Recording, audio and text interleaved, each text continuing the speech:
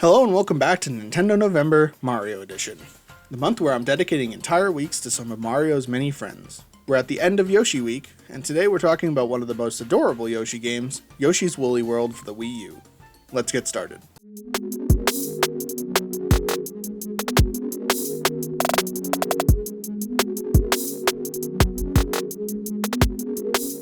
I was an enormous fan of Kirby's Epic Yarn, beating the entire thing in one sitting.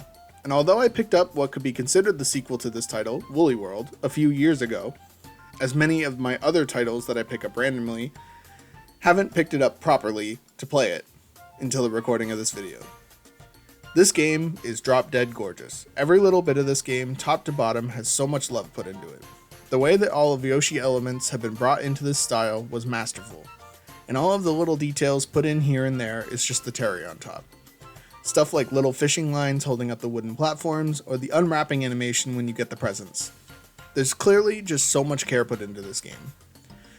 I love when the worlds are revealed through pulling a tablecloth off of them. It really sells the whole diorama idea. I also really loved tying the Yoshi skins to the collectibles in the level, having to knit back together your friends so you can play as them by finding their pieces around the level is really cool, and adds a big reason to want to collect things. I always appreciate when a game gives you a really good incentive to actually want to explore and collect the things they give you to. By and large, this game is pretty much a remake of Yoshi's Island, but in this yarn style. A lot of the bosses are the same, a lot of the level structures and gimmicks are copied or really close, but honestly I feel like this is more than okay. It's clear it's not a one-to-one copy, obviously, and a lot of the Yoshi games share the same elements. But I thought it was worth mentioning here as I found it interesting, having played Island within a few days of each other, so the ideas were fresh in my mind. The music to this game is amazing. It's the best to turn your brain off and just relax music I've heard in a while, mixing in elements of pop and country and everything in between. I love that every level or even room within a level can have a different style and vibe, but all of them still maintain one clear cohesion to each other, so nothing ever feels super jarring.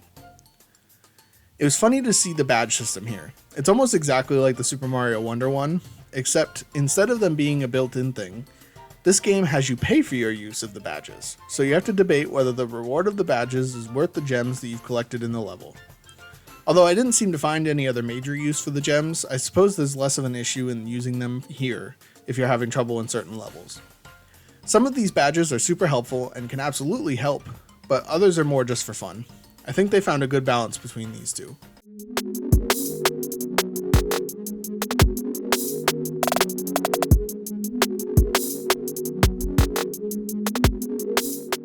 This was just as good as Epic Yarn for me. This, I believe, is one of the magnum opuses of the Yoshi series, and it's a shame knowing what the reputation is for the game that came after this, another one I think I'm going to have to cover at some point. It's a shame that this was not one of the games that made its way over to the Switch, as it absolutely needed to, especially since just about every single other Wii U exclusive made its way there. If you can find a way to play this, you absolutely should. With that being said, have you played Yoshi's Woolly World? Let me know in the comments below, and don't forget to subscribe while you're down there. Thanks for watching, and I'll see you tomorrow.